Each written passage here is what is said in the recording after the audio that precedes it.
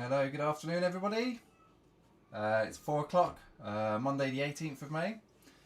Welcome to my Ableton live course with Clothcut Studios, and this is all part of a Get Your Act Together project. I'm just waiting to hear if everyone can hear me. Just waiting for confirmation. And then we're good to go.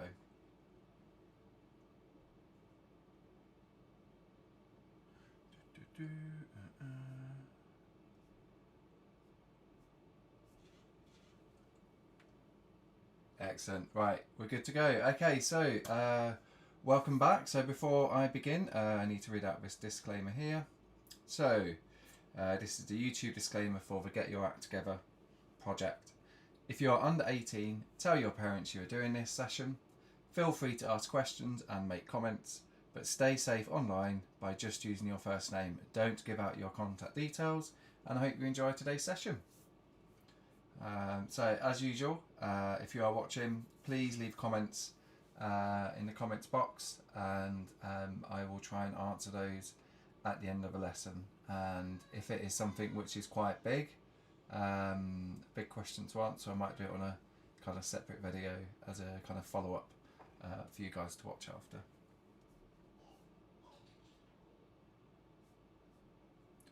Okay, so this week we will be looking at sampling sounds and making instruments out of those samples.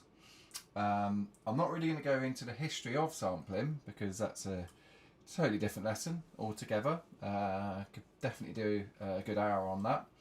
I just want to show you how you can sample sounds or use samples within Ableton to, for example, make your own drum kit out of a drum beat, make a kind of a bass line out your own voice, and also make a bass line out of a kick drum. So yeah, I'll be showing you those things today. So yeah, please leave any comments. If it's something that doesn't make sense, please leave the comments in the comments box. So just to begin with, there's a little short video I want to show you. There is a producer called, like an artist producer called Gorsky, who's pretty cool, and all of his music is basically made out of samples. This is just a quick one that I've got here, so it's worth looking at Gorsky down here. Look on YouTube, there's absolutely tons and tons of videos on there that you can watch. But yeah, this just gives you a good indication about sampling. So this is quickly show you this one video.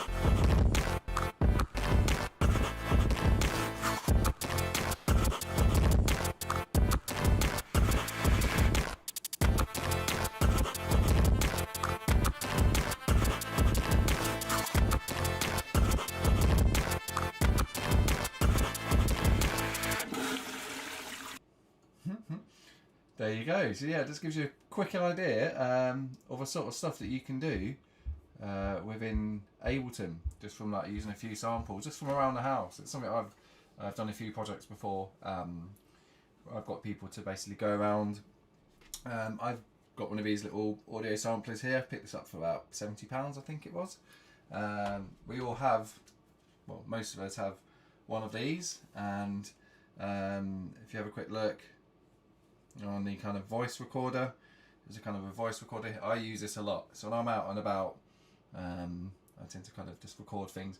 I like to, it might sound a bit sad, but if I hear a song in my head, or if I hear an idea in my head, hit recorder, get it in there, and then at a later date I can kind of turn that into a song, which is quite cool.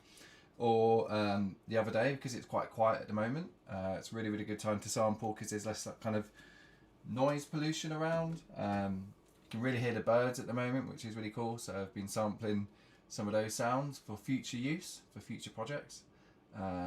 Yeah, wherever you go. So if you can, try and pay more attention to the sounds all around us. There's lots of sounds going on which are kind of right for using within your projects. Yeah, try and pay attention to the noises that are going on around you and record them, and then make them into music, make them into original tracks that no one else has ever heard before.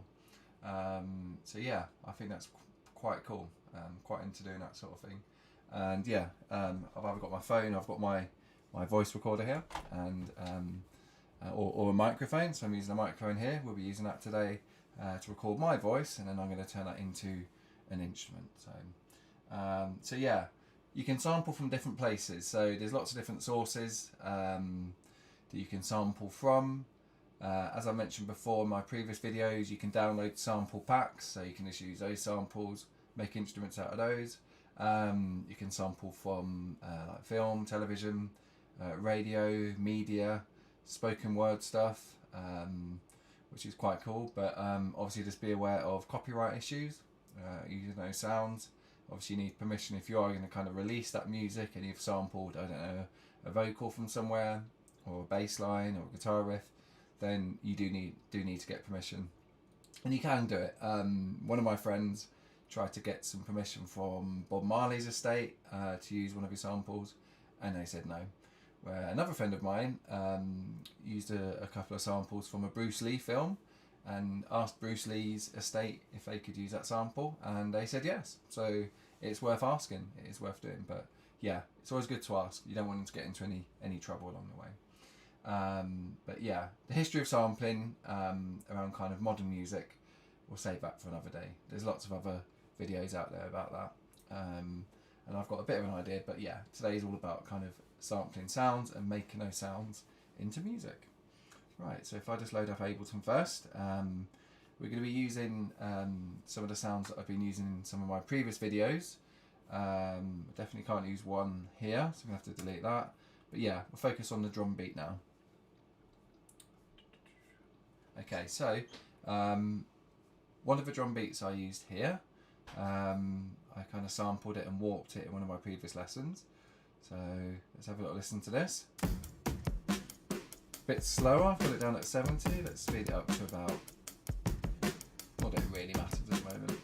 So this drum beat here, which I warped in my previous lesson, we're going to turn this into a drum kit today. So then you can kind of play each of these hits, each of these kind of sounds within the beat, and then you can make your own beat out of it in whatever style you like. So there's two ways of doing this. I'll show you the long way and then the quicker way. So the first the longer way, if you load in a drum rack, and then you would notice down at the bottom here, there's nothing in the drum rack. There's no sounds in there. So what I can do, I can drag the beat onto the first kind of box here into the grid. This is going to be your bottom C on the piano, and as for my previous videos, we're just going to use the computer keyboard that I'm using on my computer here. So make sure you've got this activated here. So you notice there when I hit it, because this is a simpler kind of sampler. We are using a simpler today more, and at the moment it's on a one shot kind of setting. So we've got the classic, and then the one shot, and I'll explain the difference later. Okay, so we're just going to use the one shot for now, so we can zoom in. So I just want the first note here. I would just want that first kick to sound. You notice there's a little bit of a hi-hat that comes after it, so I'm just going to move that back there. So that's one. And then what you do, if you click on the sample here, hold down Alt on your computer, and then click on it, left click, and then drag it across, and it creates another copy. So now we can move these markers along. So let's move that along there. Let's move the play button to here, and now the next note, we've got a kind of a hi-hat there, and then you just kind of repeat the process. Alt, click, drag it across. Oh, click on it first. Alt, click, drag. There we go, move it over.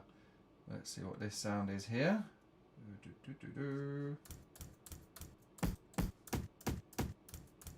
That's a kind of, well, that's gone back there. So I edited the wrong one, but that's fine. Let's do Alt, click, drag that across to the next one. And then this time I'm going to move it up to this, I think this is a kick here.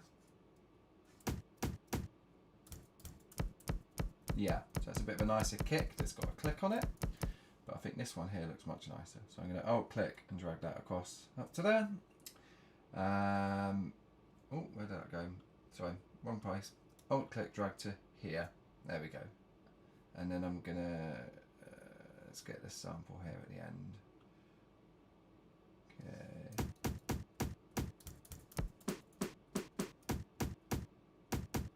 No, let's get that one. Let's get the one here. That was the one. That's a nicer snare. And you can literally just make your own beat out of that. It's a bit of a nicer kick. So to zoom in, you see when I kind of hover over here, a little magnifying glass appears. So if you click and then drag down, and you hear there's a, you can see there's a bit of a gap at the beginning. So I'm just going to move that up.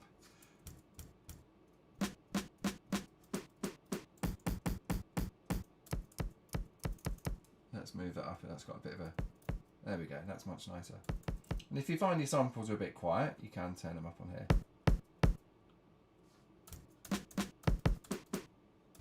So now we can do a little beat from that. Or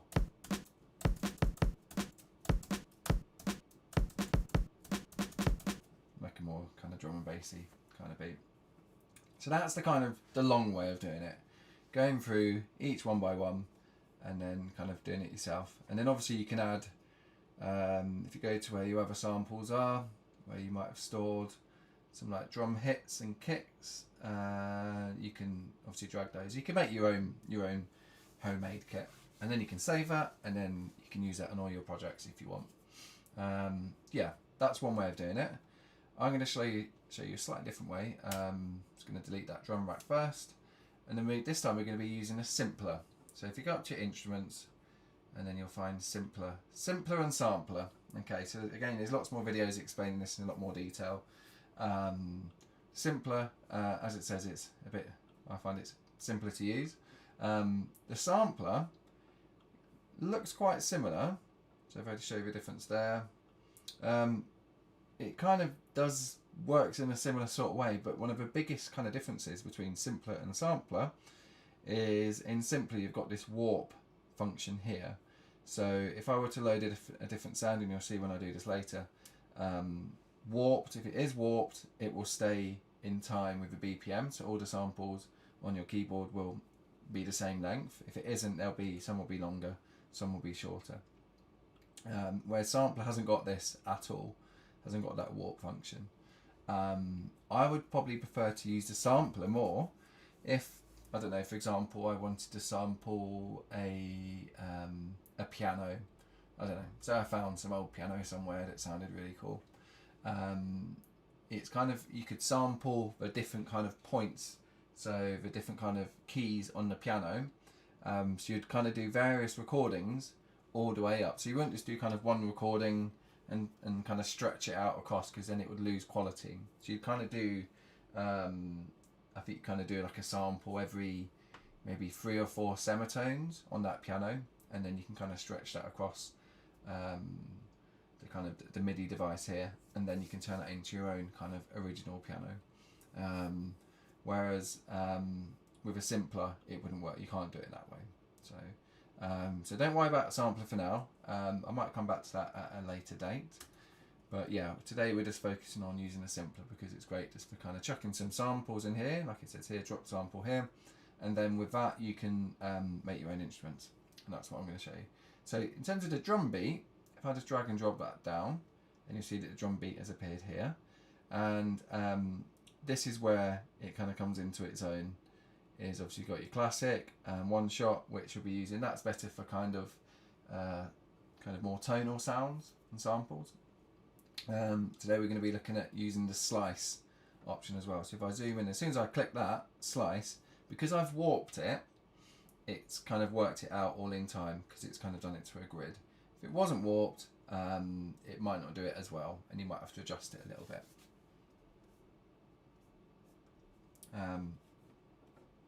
So yeah, and there's different slice options. So it says here, slice by transient. You can slice by the beat. Obviously there's 4 beats there. You can slice it by the region, and you can slice it manually. So this is where you'd go in and you'd kind of double click the markers. This is quite a good way. If it wasn't warped, I'd probably do it this way.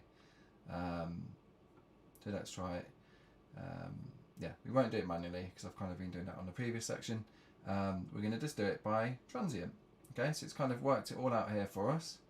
Let's do, is there not one at the beginning? Yeah, there's one at the beginning as well. So it's as simple as right clicking on this area here, and then it says slice to a new drum rack. So this is a really cool feature. It just basically turns this whole sample into a drum rack. This is the quick way. There we go. It's kept, yeah, so kept it over there. And now that's simpler. It's kind of created lots of little simplers here. So each one, just click on them, you can kind of see the different pieces of audio in there. And then what might be quite handy, and I strongly recommend doing this, is actually naming them. So we'll just kind of go through.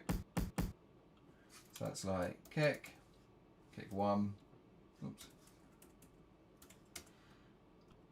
That's kind of a bit of a nominal sound there. Hi-hat, rename, hi-hat. Quick shortcut for renaming. I mean, you can right click, rename, but Command and R or Control and R will do that for you. Again, that's like a bit of a click. A snare. That's kick 2. We could organise it a little bit better than that. So we could just drag that one down there if we wanted to, and let's switch that one around. Let's put kick 2 at the end. So yeah, now we've got, making sure that's clicked up there, and now, why is that not triggering it? Okay, so you need to make sure, again, as I said before, you arm the track. So that's kind of got a kick first. Oh, I just turned it down. Didn't want to do that.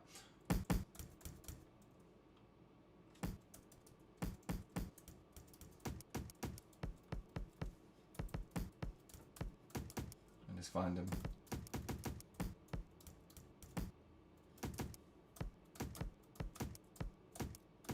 See, I didn't like that. You can see there the little hi-hat comes in a bit early there. Yeah, so it doesn't, like with anything, it doesn't do it perfectly, so you might have to edit it a little bit. Let's use those all. Okay, so I've shown you about recording with MIDI on my second lesson. This is quite a similar way of doing it. So let's put the metronome on and let's work out a little beat here. I'm going to mute that first.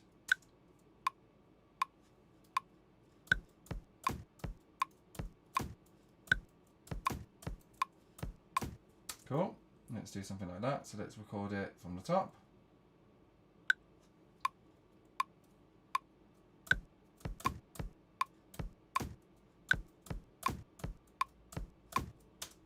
Okay, just check that MIDI, quantize it all. Yeah, to see how I've just done that quite quickly, but yeah, if you watch my earlier one about MIDI, recording MIDI and using MIDI devices, that will explain that in more detail. Turn that off.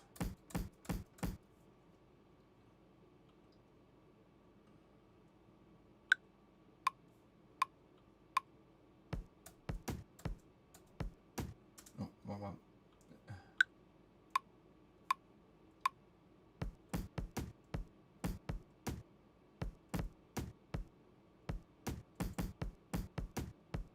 Okay, let's just quickly quantize that.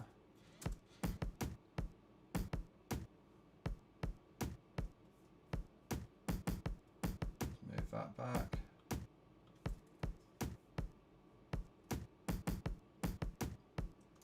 And then you can just keep adding, and then we can add some hi-hats. Add the hi-hats.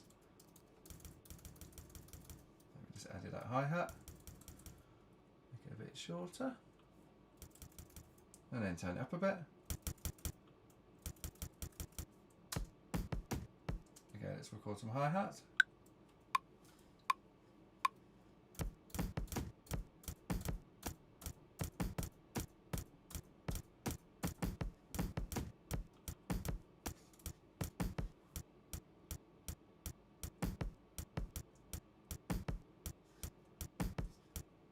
Yeah, so it's kind of cutting the other ones out at the same time. Let's just undo that.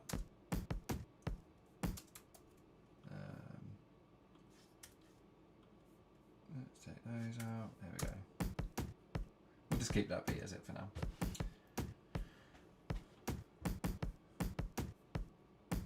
Okay, so that's a kind of quick way of kind of getting your beat and turning your beat into your own kind of drum kit using the samples from there. We'll keep that drum beat for now. Just going to mute that so we don't hear it. So next, I'm going to show you about using, I'm going to record a sample in, and then we're going to turn that into like an instrument. So again, we're loading another simpler, and then I'm going to create an audio track. And you can kind of see when I'm talking here, you can kind of see that the signal is coming in. If you have got your own microphone, brilliant. You can record your own sounds in. If you can sing or you can rap, or you can beatbox, yeah, by all means record those in, make your own drum kits, make your own sounds. I'm not very good at singing, but I'm just going to kind of make a noise, like a long noise, and then yeah, we'll turn that into an instrument. So if we go to your preferences, my audio devices here. So at the moment, output, which is I've got a little MIDI USB desk down here, and I've got my microphone that I'm talking into here. That is my input device as well. So if you do have a sound card, great. You can do it just using your computer microphone. If you were to record using one of these devices here, you then have to plug it into your computer, and then you can access that from your hard drive or wherever you've saved it. And same if you're using on your phone. You might have to kind of upload those samples. If you've done it on a voice recorder, you then might have to upload those samples to somewhere like Google Drive, and then access the Google Drive on your computer, and then you can kind of import those samples in. That's another good way of doing it. But I've just got my audio device, my sound card, or my USB desk set up here. So we're just going to use that. Okay, so at the moment, there's the signal coming in here, so you can see that I'm talking, and you can see the signal coming in. I've got a bit of background noise. I've got a kind of a ventilation system in the room that I'm in, so there's a bit of kind of background noise. Don't worry about that. You might be able to hear that in the recording, but so I'm just going to rename this Dan Vocal.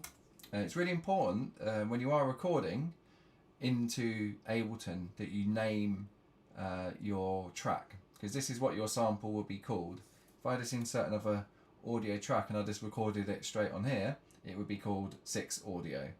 And I don't know, at a later date, if I wanted to find that sample, and there's literally hundreds and hundreds of samples called audio something from maybe previous recordings that I've done and I haven't named it.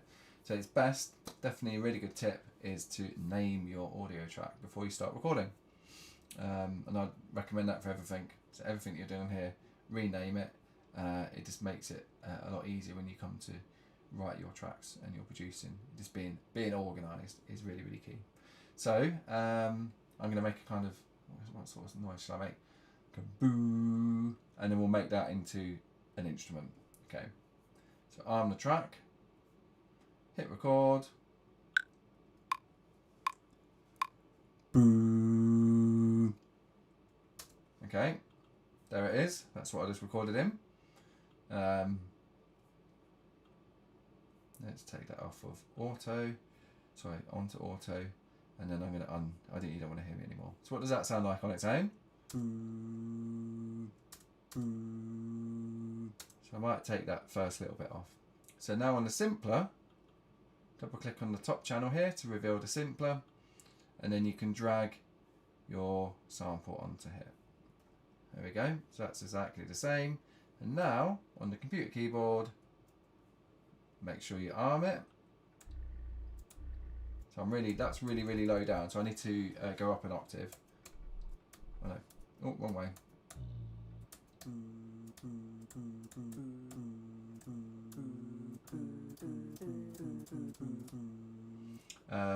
So it's best, have warp clicked, and then when you warp it, I'd keep it on tones. Let's try it with tones.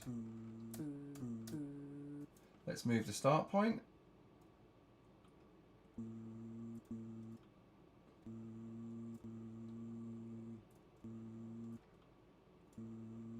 That's quite nice. You can turn it up a little bit as well.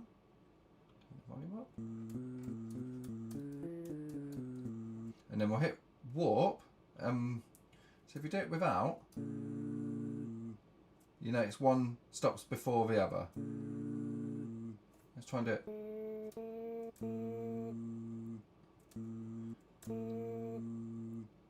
You notice that one kind of finishes after. So if you press warp, they both stop at the same time, which is quite cool. So from this I can make an instrument out of my voice. Even though I can't sing very well, you can kind of use it and you can turn yourself into a little choir, which is pretty cool. So with the beat, let's get that beat activated. Oh no, we want to take that off now. Let's just mute that.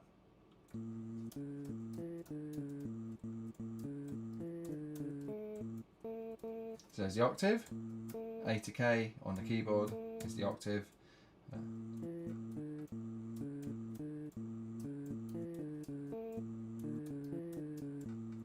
Let's have a little go with that then. So I'm just going to record something in.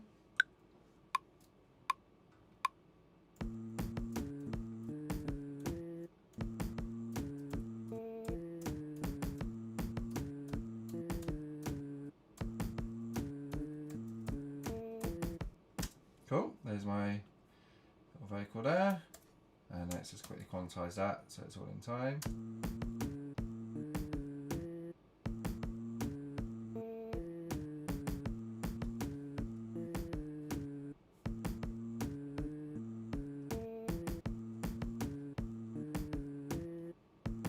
There you go, this actually sounds quite cool.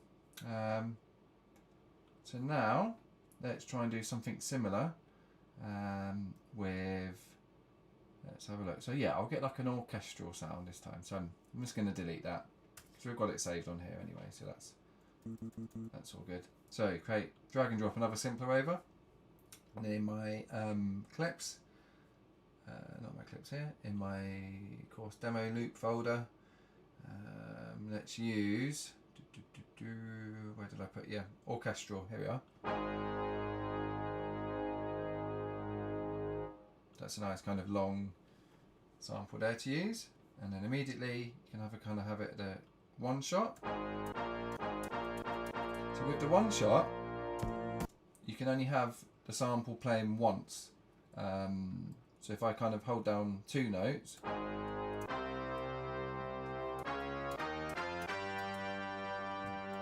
so there I was holding down the first note, then pressing another one, and it kind of triggered the next one.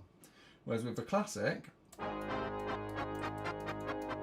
you kind of hold down one, and then you can play the other ones over the top.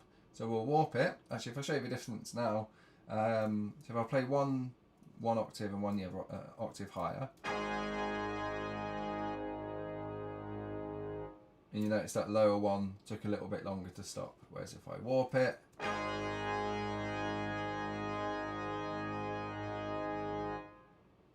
there you go. Using this actually, if you are a vocalist, this is a really good way of kind of creating kind of backing vocals, harmonies as well. You can kind of use a simpler to create extra layers of your vocals in the background. Really cool technique. So now if we have a little listen to what we've got here, what I recorded, let's see if I can. By the way, I have no idea what note I was singing on the piano. what key or anything that was in. So I just try and work it out. What I tend to do, I just use my ear and then try and match up another sound with that, and then you can kind of work it out.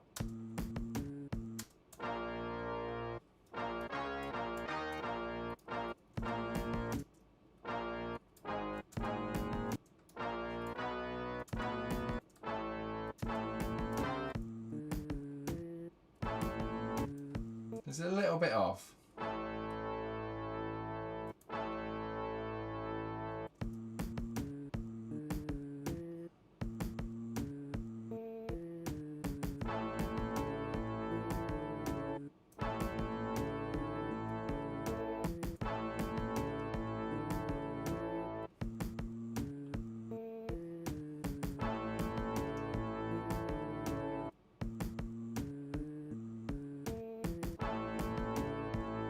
So what we can do here was a little bit off that.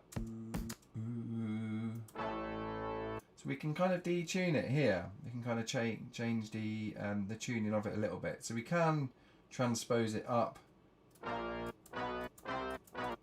and down semitones, or if it's just a little bit off, you can detune it. This is a bit more kind of accurate tuning it this way. It's not as kind of going up a whole semitone.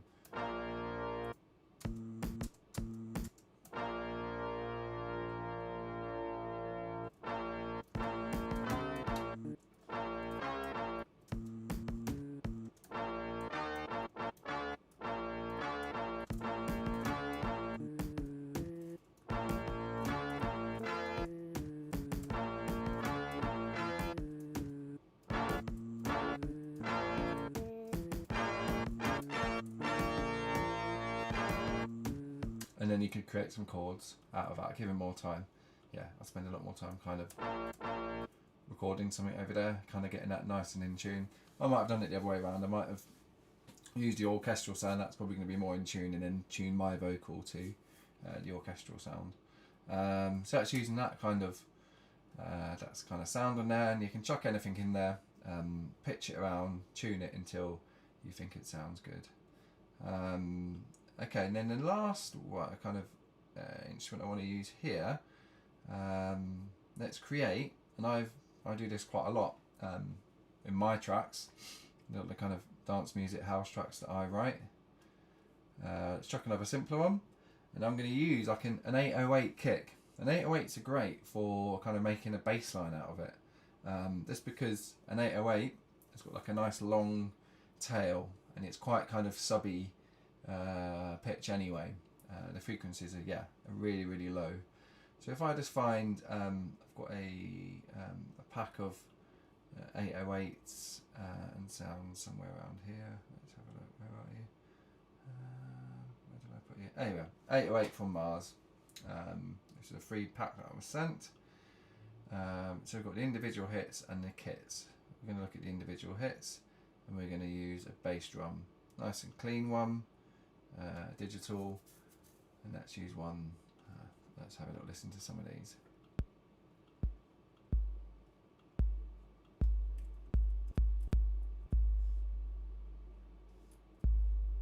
There you go. So you can hear that kind of lasts. Normally a kick drum's just like thud, and that's it. Whereas these 808s, they last a lot longer. So that's, and it also tells you the key that it's in, which is quite handy. So I know that if I don't know, if I was writing something in F or G, then I would need to pitch this up so it's in the right key.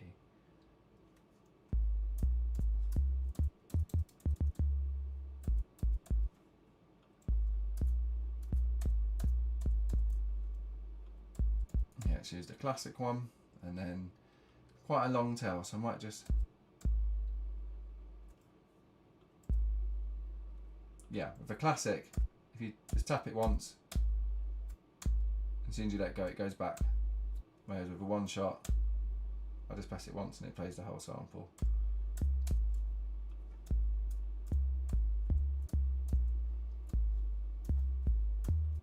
So what I can do, another little kind of cheat way, is just copy for my vocal here to make sure that we play the same notes.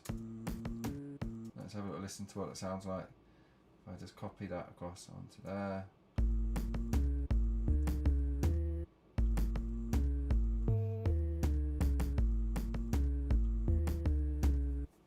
again, yeah, just layered up my vocal there, like a nice kind of bassy sound, which is pretty cool. So yeah, have a go at that. Using 808s are really, really cool for using or for making like bass lines, and it's kind of nice and subby. So you have like your nice kit, nice drum beat there, vocal sound, and then the 808 bass sound on there. So the next thing we can do is we can start kind of messing around with this sound a little bit more. There's a few kind of other settings and controls on here. So we will be looking at the filters in another lesson when we start looking at the kind of synthesis side of things. At the moment, we'll just I'll show you how to kind of use these filters basically. So at the moment, this is a low pass filter, high pass filter. So let's try it with the low pass filter, and then you can change the frequency here. So we can go.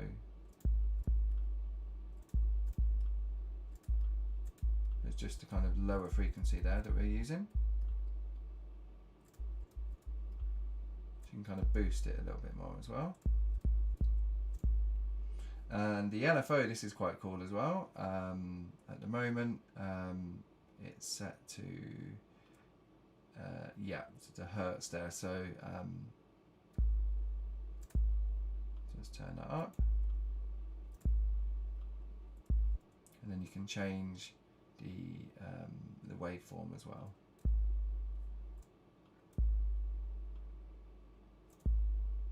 Can't really hear it on that sound at the moment. But yeah, don't worry too much about that for now.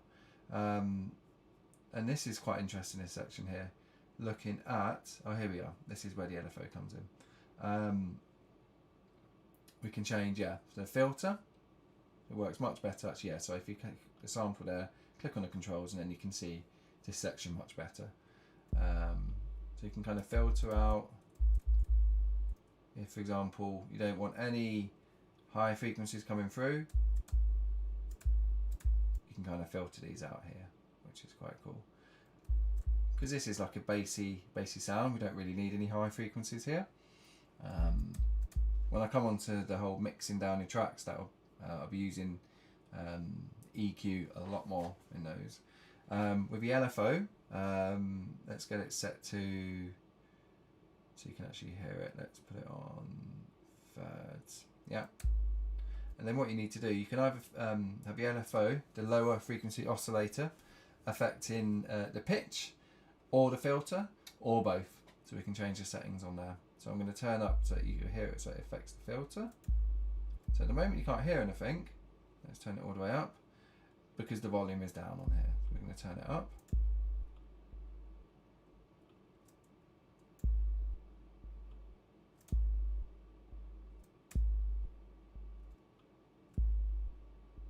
Let's change it so it's a bit quicker. Let's turn it down to, let's put it on.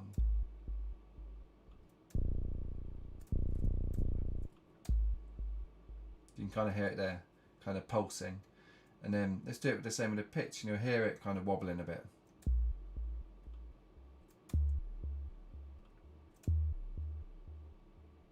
So yeah, so you can kind of mess around with those, or if you want to turn it off, just turn it off for now. And then you've also got the envelope. So the envelope is just basically, I tend to just use the attack on a sound like this to see how quickly the sound will come in. So when you press it, oh, it's turned it amplitude, there we go, when we went on that setting. So I'm holding it there, and it doesn't come in straight away. This is the kind of the curve. So that's the kind of where I hit it, and then eventually you'll hear the sound coming in. This works better for kind of longer bass sounds as well. There you go. That's quite nice. We can have a decay and change the sustain and the release. So you can kind of have it. So as soon as you let go the release, it stops, or you can have it last a little bit longer. You can kind of see, even though I let go, the release was kind of carrying on. So yeah, within these sections, so the sample here is where you can kind of edit the sample, put it on warp.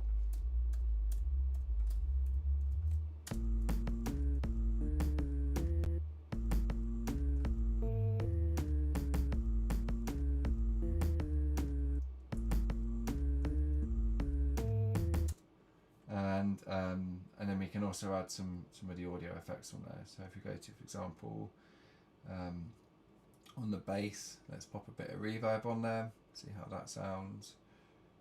And let's try it with my vocal, see what that sounds like first.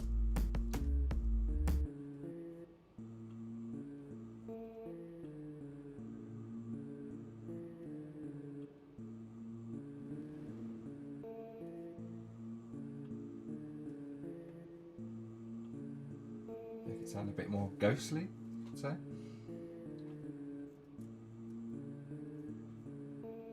Quite like that. I'm going to copy that same. So if you right click copy and then go onto that kick, right click paste, down at the bottom, there we go.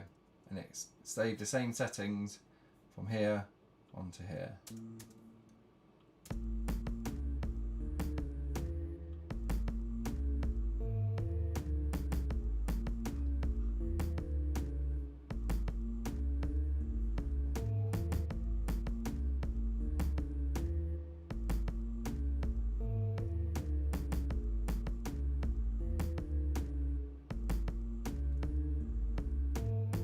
So that's some cool things that you can do on there, using my voice and a kick drum and a drum beat as well, and that's how you can add different elements to your track, unique elements. So just a couple another kind of effects on here. This should be available with Ableton Lite if you've got that version.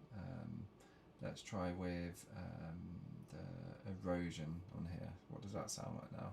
So this is going to kind of affect the sound quite a bit now.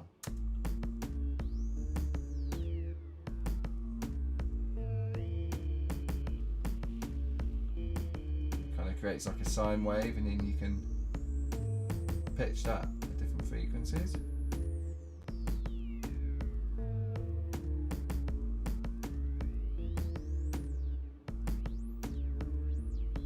If you had like a MIDI controller, we could automate, or you could kind of assign that this button here, and then you can kind of use your pots to kind of twist them up and down and kind of affect whatever it is that you've got it set on.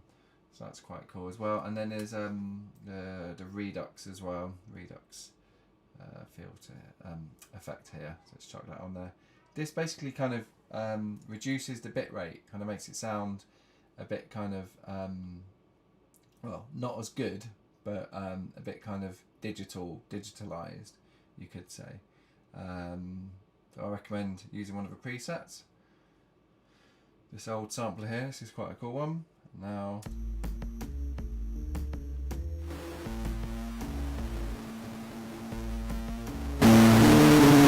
oh, apologise about that. Let's just use that original sample on there.